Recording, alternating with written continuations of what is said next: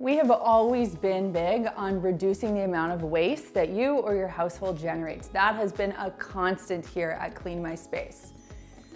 Over the past year, we've all been facing situations where we've had to use a lot more disposable products, and that has generated a lot of waste and perhaps gotten some of us out of our waste reduction habits. So in this video, I want to get us back there as we start to get into this new normal, whatever it looks like. We have to start thinking again about ways that we can reduce waste and of course take good care of ourselves, be safe, and also take good care of the environment. And just a quick reminder, if you haven't done so already, to subscribe to the Clean My Space channel and give this video a thumbs up for leopard. The first habit to undertake when you're trying to reduce the amount of waste you generate is to question the things that you are repeatedly throwing out. So to put it in perspective, years ago, I realized that razor blades I was just using, chucking. And I thought there's gotta be a better option. And I was introduced to this company that makes these fabulous razors. They're beautiful.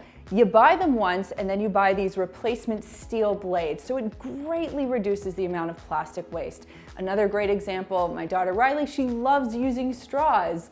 So we just bought some high quality straws that are washable, and that is all she knows. She doesn't know about straws that you throw out. Same thing with napkins. We have this stockpile of linen napkins. They're by no means beautiful because I know they're gonna get curry sauce and tomato sauce and stains all over them, and I'm fine with that. We use the napkins, we chuck them in the wash after one use. They are so easy and they save so much paper waste. So anytime you toss something and you're noticing you're repeatedly tossing it out, think about what that item is and ask yourself if there is a high quality reusable version of that item that you could replace it with. Every time I have made this switch, I have felt so much better, and I actually prefer using the reusable item. A few other examples include reusable mop pads, barbecue skewers, chopsticks, cutlery that comes with your takeout food, and more. The next habit to get into is composting. This is probably something you see talked about everywhere, and if you're doing it already, you know the benefits of composting, and if you're not, it is so easy to start doing, and once you do it, you'll notice just how much stuff you're throwing into that compost bin. Now, the reason why composting is important is twofold. First of all, it keeps plastic out of landfills, and second of all, it keeps volume out of landfills.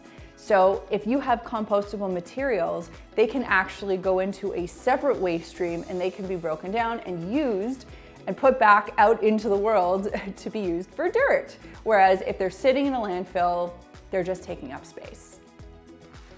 When you're shopping, a great habit to get into is to look for products that have clever and environmentally responsible packaging. One of my biggest pet peeves in the cleaning aisle is looking down and seeing row after row after row of plastic bottle that is just going to be used and tossed very quickly. I've told you guys for years to keep your spray bottles, clean them out, and reuse them for your own cleaning products.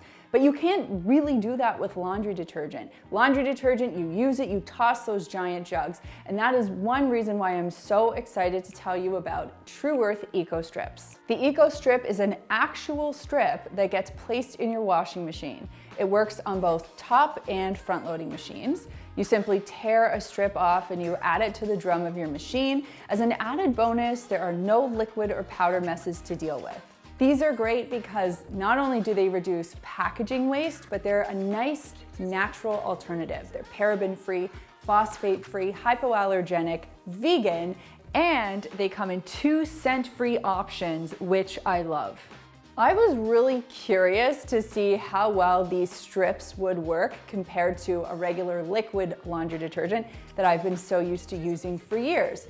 So when I did the experiment, I've been testing it now for a little over a month. What I really liked is how easy it is to dose your detergent. You can tear off one strip, you can tear a strip in half if you have a smaller load, or you can double up your strips if needed. So it's really convenient that way. It's not messy. It's very slim and easy to store in the laundry room, which is lovely for reducing clutter. But let's talk about if it actually gets your clothes clean, and it does.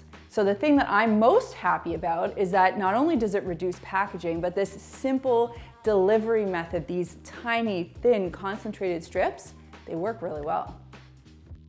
Next up is a habit that brings me back to my days of business school, more importantly, my days of accounting class, which I didn't love, but I learned about this principle called FIFO, first in, first out. And it's also used for inventory management, food management at grocery stores and restaurants and households all over the world. It is an important habit to bring into your own home, and here is why.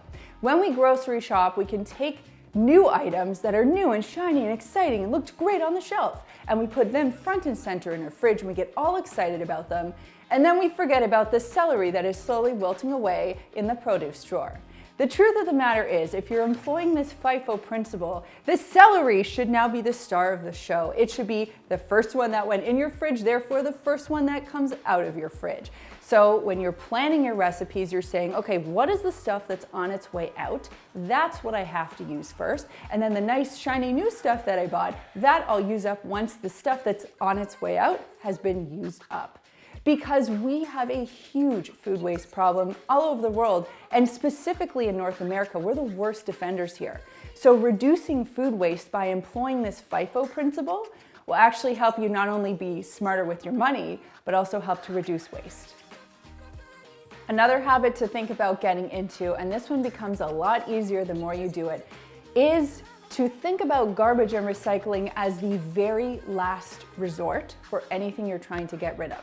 Now, I'm not saying I want you to hang on to every single yogurt container that comes into your home, because there is a fine line between upcycling and cluttering up your house with stuff, so we're not talking about that. But what I am talking about here is thinking about good quality items in your home that you're done with, okay? But before you're done with them and you just chuck them off to some donation bin that might end up in the landfill, I really want you to think about each item and if there's a higher and better use for that item before it leaves your home.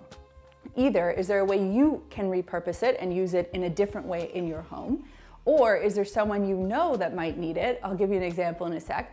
Or is there a place where you can sell it online? Finally, is there a place that you can donate that stuff to that needs that particular thing? So a few examples, that particular thing, pillows, blankets, towels, pet shelters, love those. Of course, you want to call and make sure they're currently accepting donations, but that's a great way where you can really refine what it is that you're getting rid of and find its next highest and best use. Other great examples, kids stuff, good quality kids stuff. The people who I work with, Lucas, Ronit, they bring me their daughter's stuff and I get tons of free clothes. I also go to a clothing reseller to buy Riley's clothing because it goes to daycare and she grows out of it so quickly. I'm actually happier buying used stuff than I am buying new stuff because it's perfectly good quality and is way cheaper. And I actually feel better about doing that than going and buying something new. Why should I? Same thing goes if I have an item, a particular item of mine that I want to get rid of. One of the things I might do is go on Facebook and offer it up for free.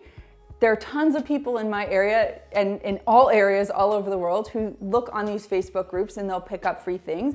I will do the same thing. If I'm looking for something, I'll post up, hey, does anyone have a sled or a toboggan?